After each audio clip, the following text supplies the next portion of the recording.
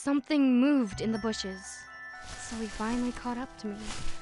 He had been pursuing me since the first night, and I thought hunger, exposure, or infection would get me. Looks like it will be ending much sooner. I will be the jaguar's prey! Hi, I'm Nicole and I'm 19 years old. When my boyfriend proposed that we go to Belize, I had hoped that visiting the Mayan pyramids would be the most extreme part of our vacation. The rest of the time, I would be basking on the beaches of the Caribbean, enjoying the warmth and first-class service of our hotel.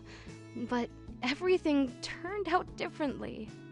I felt like Edward was paying too much attention to our fellow traveler, as she was delightedly batting her eyelashes at him while he was telling her something about the Mayan pyramids. Let's make a stop. I need a break. I think I'm getting a blister on my foot. Edward, will you take a look?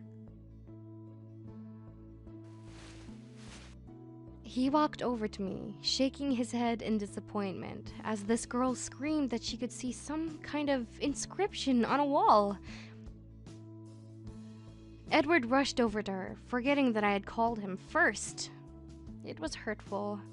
And it was at this very moment, when the two of them were looking at some scribbles on stones, that a thought occurred to me.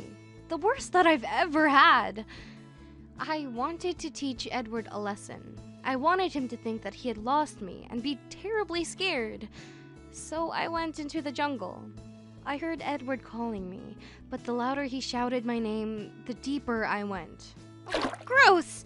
I had stepped right into some kind of puddle and got my feet wet. While trying to get out of the swamp, I got covered in mud up to my knees.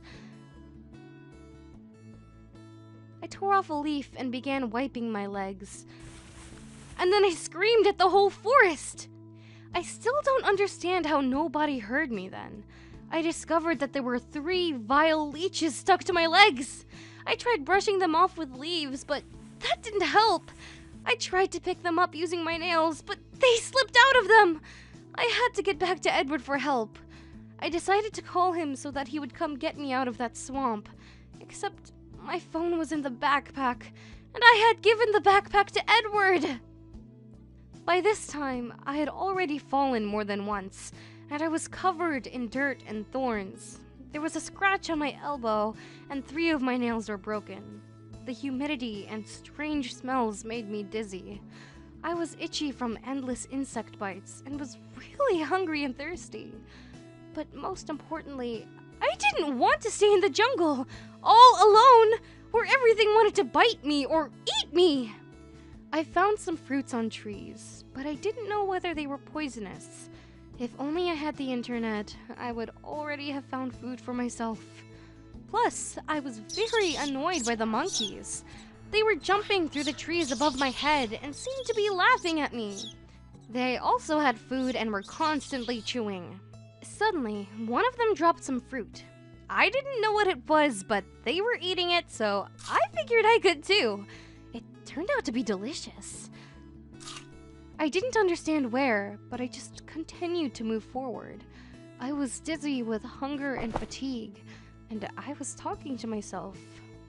Hey Siri, how do you find water in the jungle? Hey Siri, how do you survive in the jungle? Hey Siri. I stumbled and fell face down in the leaves. They were wet. I licked them. It was water! I began swiping water from the leaves and eagerly swallowing it. There were thick white worms under the leaves in the moist ground. I swallowed my eyes and swallowed one without chewing.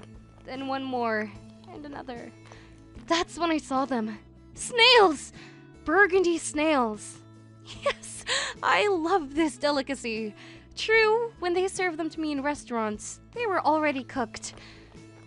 I wandered on and found a river. I quickly undressed and ran into it. I even felt like a person again. I was splashing and laughing until I heard some kind of splash. I wonder if this place has crocodiles.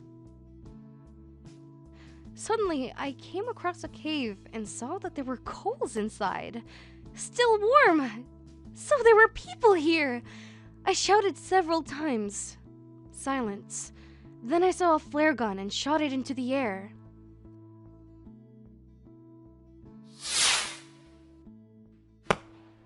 I put dry branches on the coals, and they flared up. Now I had a fire! I just needed something to fry on it while I waited for rescuers. Night fell, but no one came. It was just me and my shadow from the fire in the cave. I started talking to it. Apparently, I was losing my mind, but it answered me. Nicole, if you are really very hungry, you could cook your hand. I brought my hand to the fire, but immediately removed it when I felt the scalding heat. And then I sunk my teeth into it. And then I heard that sound. I looked to where it was coming from and realized that this was the end. Now it would pounce on me. I looked at my hand. There was a bite mark from my teeth and a drop of blood. I anxiously waited. The branches began rustling even more, and suddenly out of the darkness appeared Edward. My Edward! He had found me. He had saved me. I ran to him in tears and hugged him, but I didn't feel anything. Edward was gone. There was no one. I touched my forehead. It was burning. I was hallucinating. I laid down on the ground by the fire and closed my eyes. When I opened them, I was in a bed, hooked up to various wires. I looked with horror at my right hand. Everything was fine. It was just in a bandage. I was in the hospital! I spent a whole month there. Edward was there all the time. Rescuers began searching for me on the same day that I disappeared. They had left a flare gun by the fire in the hope that I would stumble upon that cave and send a signal. And that's what happened. Thank you for listening to my story. I hope you never have to experience the same.